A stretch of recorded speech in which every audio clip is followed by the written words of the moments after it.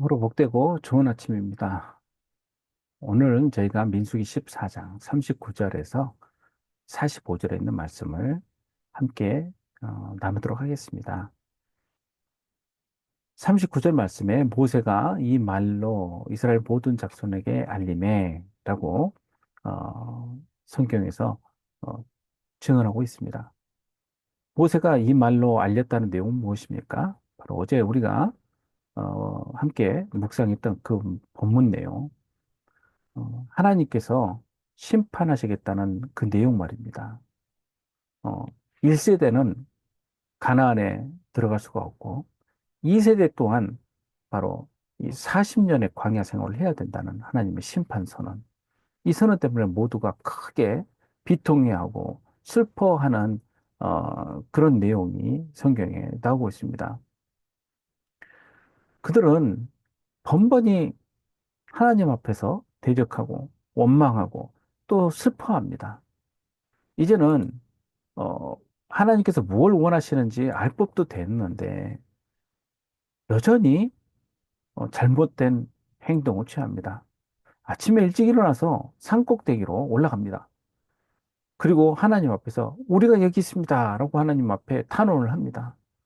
하나님은 회막 가운데서 임재하시죠.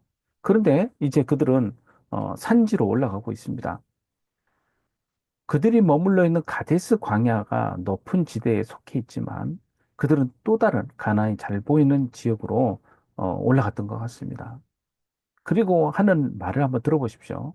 우리가 여호와께서 허락하신 곳으로 올라가겠습니다. 라고 말을 합니다. 그 이유가 범죄하였기 때문이라고 말합니다. 잘 이 본문을 보시면 뭔가 말이 맞지 않다는 걸 알 수가 있습니다.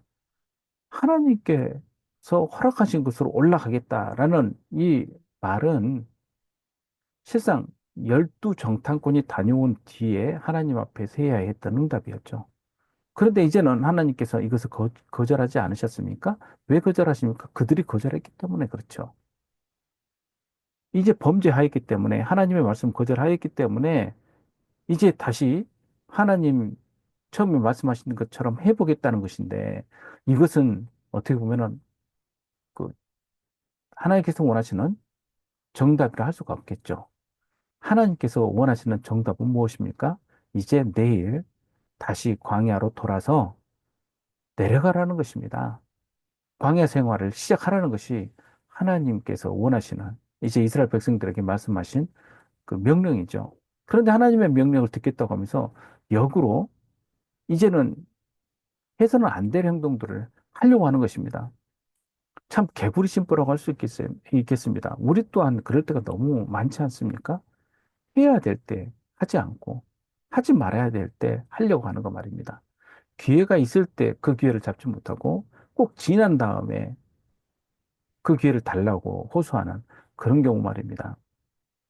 하나님께서는 모진 분이 아니시죠. 그들이 원하는 하나님께서 원하시는 그 태도를 보여줬다고 한다면 하나님께서는 분명히 하나님의 선하신 계획을 또한 보여주셨을 것입니다.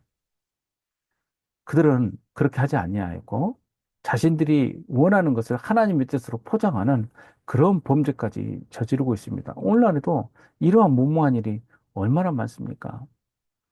이제 그들의 반응이 하나님께서 원하시는 반응이어야 되지 않겠습니까?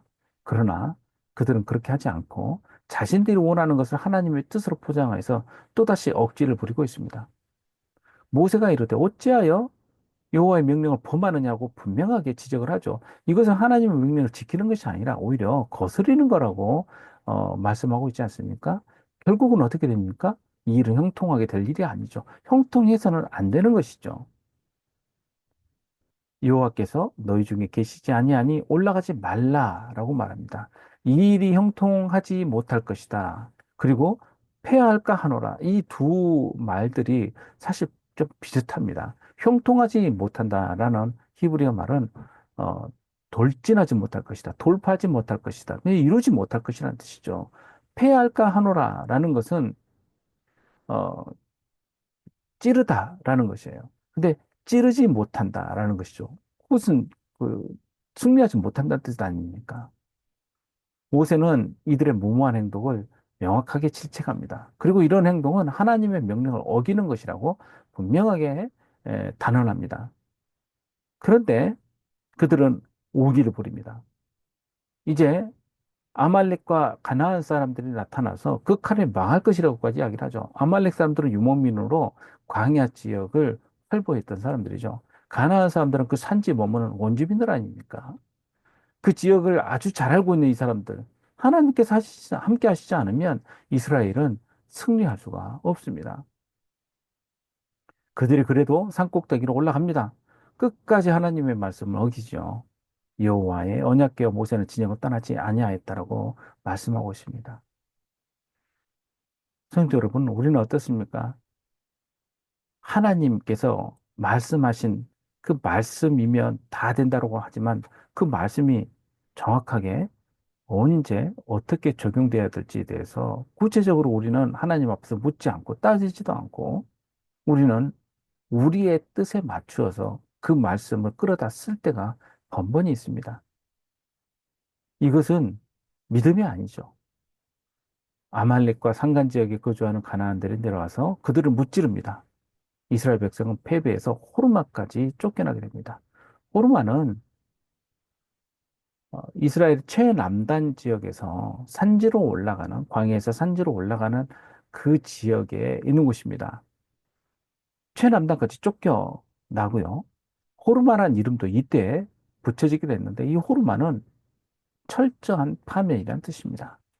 물론 이것을 하나님께서 다시 회복시켜 주시는 일이 뒤에 있긴 하지만 이 일로 인해서 그들은 가나안에 이제 가나안 길이 막히고 광야 생활을 시작하게 되었습니다. 하나님께서는 이스라엘 백성들의 반역에 대해서 10번이나 반역하였다라고 이야기를 하셨죠. 10번을 상징적인 숫자로, 즉, 완전한 숫자로 그렇게 해석을 할 수도 있겠지만, 유대 랍비들은 전승에 따르면 이 10번을 계산을 하였습니다. 이집트에서 빠져나와서 홍해 앞에 다다랐을 때, 홍해 앞에서 물과 또 뒤에 따라오는 이집트 군대를 두려워하면서 하나님 앞에 하나님의 어, 능력을 의지하지 못하고 부르짖었던 그들의 태도가 바로 하나님 앞에서 불순종한 모습으로 꼽고요. 그리고 또 마라에 도착하여서 여전히 하나님을 믿지 못하고 원망함으로 그 앞에 대적하였던 그 마라의 쓴물 사건이 두 번째이며 신광야에서는 굶주림과 탐욕에 대한 일로서 연거푸 원망하고 불순종한 일들이 벌어지게 되죠. 그리고 안식일에는 더 거두지 말라라고 분명히 말씀하셨는데 그 말씀을 또한 지키지 않죠. 리비딤에서 또한 하나님께서 내려주실 그 은혜에 대하여 믿지 못하고 다투고 원망한 일들이 벌어지지 않습니까? 신의 산에서는 또 어떻습니까? 모세를 기다리다 못해서 그들은 금송아지를 숭배하는 그런 어처구니 없는 어, 그런 죄악까지 저지르게 되죠.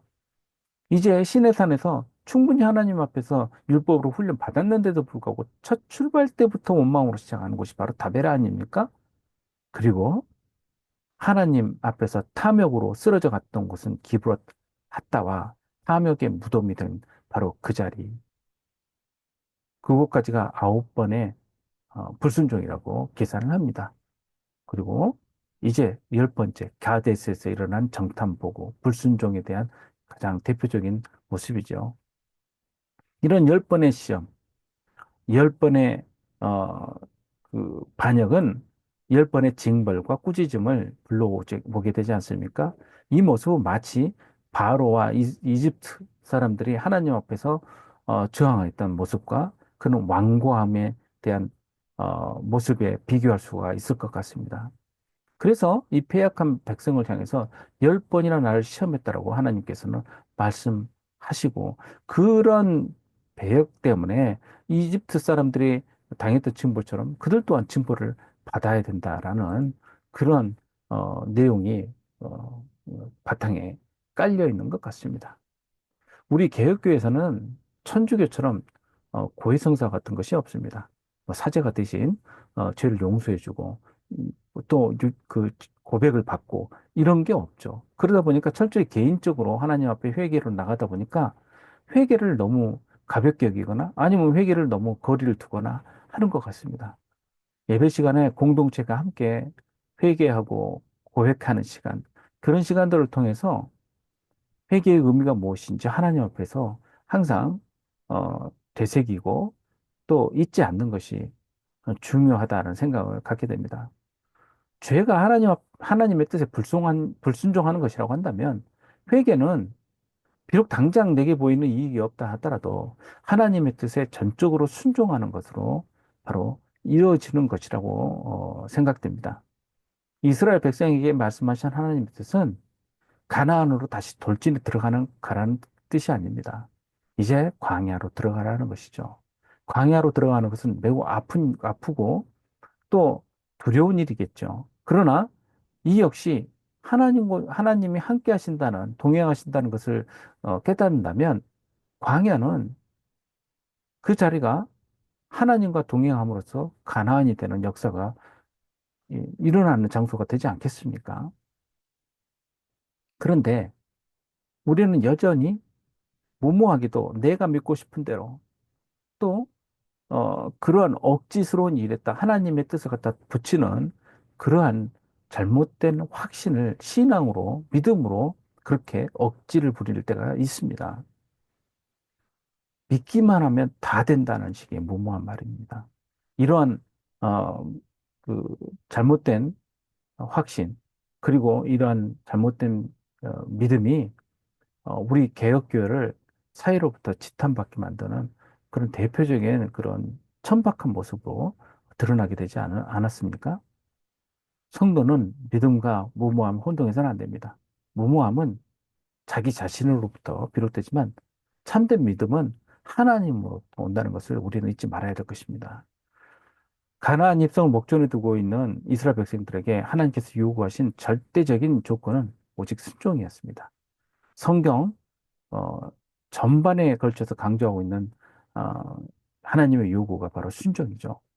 순종하기만 하면 그 땅이 바로 그 자리가 바로 하나님께서 약속하신 약속의 땅이 될 수 있는 것 아니겠습니까? 하나님께서는 가나안에서 순종할 때 가장 적절한 비를 이른 비와 늦은 비로 주시겠다고 말씀하셨습니다.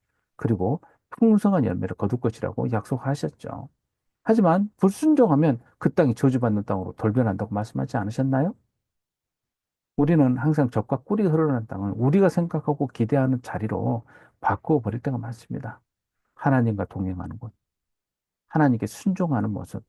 이것이야말로 하나님께서 하나님의 계획을 우리 가운데 선하게 이루시는 가장 중요한 원칙임을 우리가 잊지 말아야 될 것입니다. 어, 이제 우리가 어, 오늘 본문을 통하여 이스라엘 백성들의 그런 무모한 믿음, 그리고 어, 잘못된 자기 확신, 이러한 모습들이 내게 또한 있지 않는지 우리가 오늘 잘 살피며 하나님 앞에 나아감으로써 하나님의 뜻을 하나님의 계획에 맞게끔 함께 이루어가고 또 그 안에서 하나님께서 주시는 축복을 누리는 저와 여러분들 되시기를 주님의 이름으로 축복합니다. 우리 다 함께 기도하겠습니다. 아버지 하나님, 우리들은 무모할 때가 많습니다.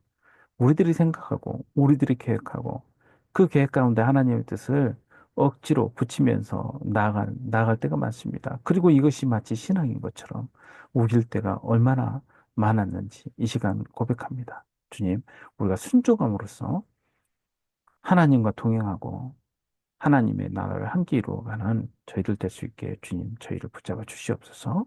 감사드리며 예수님의 이름으로 기도하옵나이다. 아멘. 우리 함께 기도하도록 하겠습니다.